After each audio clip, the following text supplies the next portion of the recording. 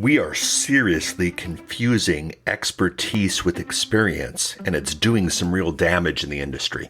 It's the Podcast Industry Report, episode 104. Show notes, links, conversation, and more at thepodcastreport.com/104. My name is Paul Colligan. I'm a big fan of this industry. This show is about my passion, the podcasting industry.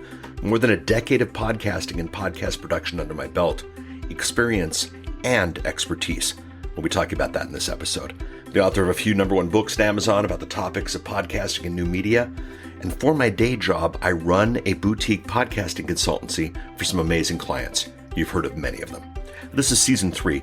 It moved from the podcast report to the podcast industry report. We're going to take a look at the industry. Today's focus is consultants. See, this is the show where I show you, the podcaster, how to reach more with your message, how to profit more from your content, all by understanding the industry that you're playing in.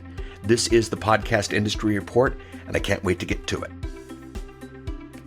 It has been an interesting couple of weeks. 2 weeks ago, chatted about the iTunes spoken editions, what that would do for the industry. Well, it launched last Tuesday. My podcast did not. We'll chat about that in a second.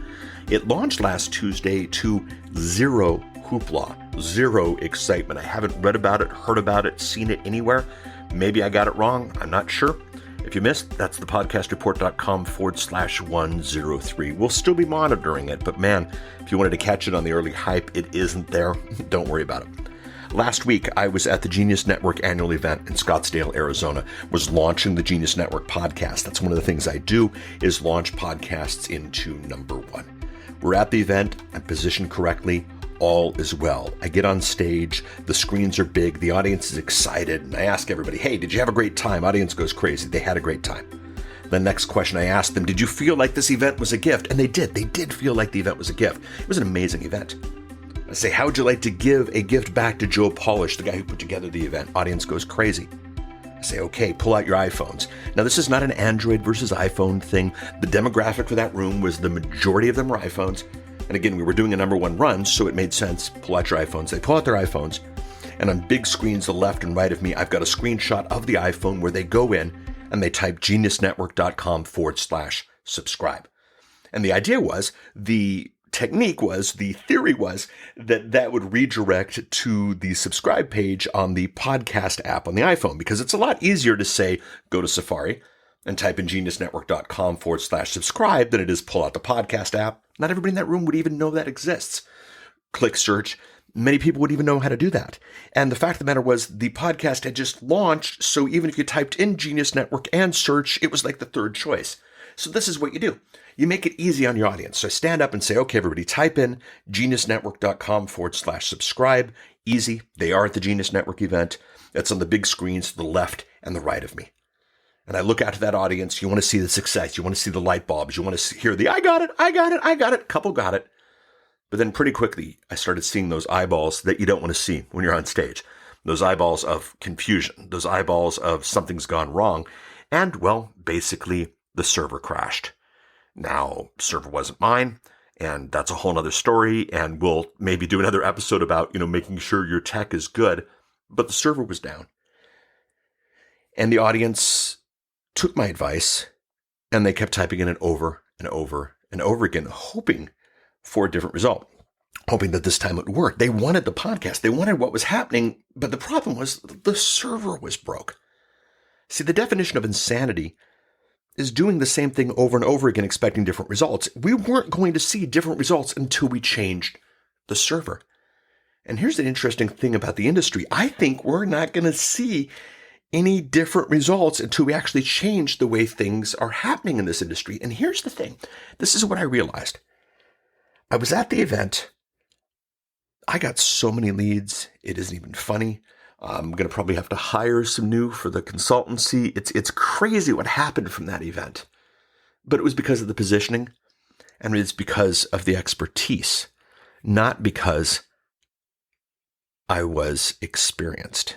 And this is important. This is huge. So podcasters, podcasting consultants, podcasting pundits, we tend to brag about our experience. Experience just means we've done the same thing over and over again.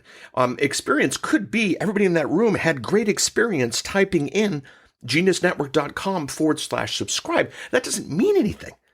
So you do the same thing over and over and over again. That could be insanity. It's definitely experience, but it's not expertise. I did, in prepping for this, I did the lowest form of research. I went to Wikipedia, which is never wrong, and I typed in expert. And here's something that it said that I thought was interesting. I don't know if this is the universal definition, but it's what's in Wikipedia, so it has to be right. An expert is someone who obtains results that are superior to those obtained by the majority of the population. See, the expert is someone who obtains results that are superior to those obtained by the majority of the population. This is the thing that's different. See, an expert sees results. Someone who's experienced has just done the same thing over and over and over again. And right now in the industry, we talk about people who've been doing this for 5 years, 6 years, 10 years, more than a decade. Why are we talking about experience when what we should be looking for is expertise? So Ed Dale, a friend of mine, business associate at times, if you don't know Ed is fantastic. I will put a link to this in the show notes. Ed posted to Facebook a couple of days ago a podcast recommendation.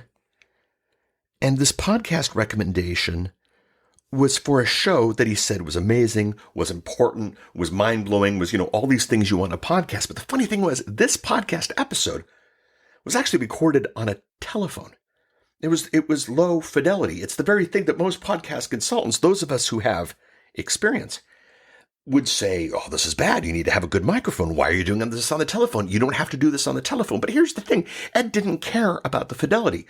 The value of the podcast wasn't about the fidelity. The value of the podcast was about the expert advice given on the podcast. So here's this podcast that's going to change lives. It's going to change businesses, that was heralded, was recommended. And it's the type of thing that most podcasters would go, blech. We got to move from experience to expertise. Now, as I mentioned at the event last week, a lot of leads. A lot of people want their podcast done. Very, very interesting. But let me tell you a couple things. One, nobody asked how long I'd been consulting. Nobody asked how many podcasts I'd gotten out the door. Nobody asked what my microphone choice was. Nobody asked whether or not I use WordPress and I host my own feed or somebody else hosts their own feed. All the questions that are all the rage in the podcasting space right now, none of those questions were asked, because what the audience wanted was they wanted results. They wanted somebody who obtains results superior by those obtained by the majority of the population. They had heard the hoopla about podcasting. They'd maybe read some books, read some articles. They knew that the results my company shows, Joe spoke to them, other people spoke to them, I spoke to them. That's what they wanted. They didn't want experience. They wanted expertise. There's nothing sadder than the podcast consultant with the day job. I'm sorry, but that's what it is. You've got to get the expertise to deliver what it is. See, experience in the podcasting space might not be a good thing. Experience might only show insanity and nothing else. Let me give you a couple of examples. First one comes from me. I've been dieting, sadly, for most of my life. Haven't really done that well. I have a tremendous amount of experience with dieting, but very little expertise in dieting results. Would you take dieting advice from me? No. But I have all this experience. Yeah, it doesn't matter. Experience and expertise are two different things. In this industry, this is one that always frustrates me. There'll be the tech pundit who every time a new technology comes out, every time for the last decade, they'll go, this is the hot new thing. This is the hot new thing. This is the hot new thing. They'll say hot new thing 8 or 9 times a week. And then 4 or 5 years later, when they get one of them correct, they go, check me out. I understand the future. No, you don't. You just know how to play the numbers. So you have experience in calling things the hot new thing, not expertise in understanding what the hot new thing is. Or what about the author with 30 books, none of them that have been published? We've met that type. Sure, great experience in writing, but no expertise in publishing. The janitor who gets turned down for pay raises 5 years in a row because of some standard work. Experience in cleaning, but no expertise in doing it well. The teenage girl who posts 50 makeup pics a day to Instagram, lots of experience, but don't hire her. She has no expertise in results. The podcaster who does a daily 90-minute show that no one listens to, lots of experience, maybe recorded more in the last year than I have in the last 10, but not expertise in seeing results. What about the fast food employee who can only be trusted to sweep out the driveway? Yeah, sure, experience in fast food, but not expertise in the industry. See, we are, as an industry, getting our terms mixed up. So-and-so has been doing this for 10 years. Have they been doing this well? Have they seen results? Are they seeing results that other people haven't seen? Are they seeing results better than the industry? Is the only result that they're in the hundreds, maybe the thousands on their podcast? That's not the same thing. How do we respond to this? What do we do with this? Well, here's the thing. If you are looking for a consultant, and maybe with SEO, somebody's going to come through, listen to this episode. If you're looking for a podcast consultant, you want to look for expertise.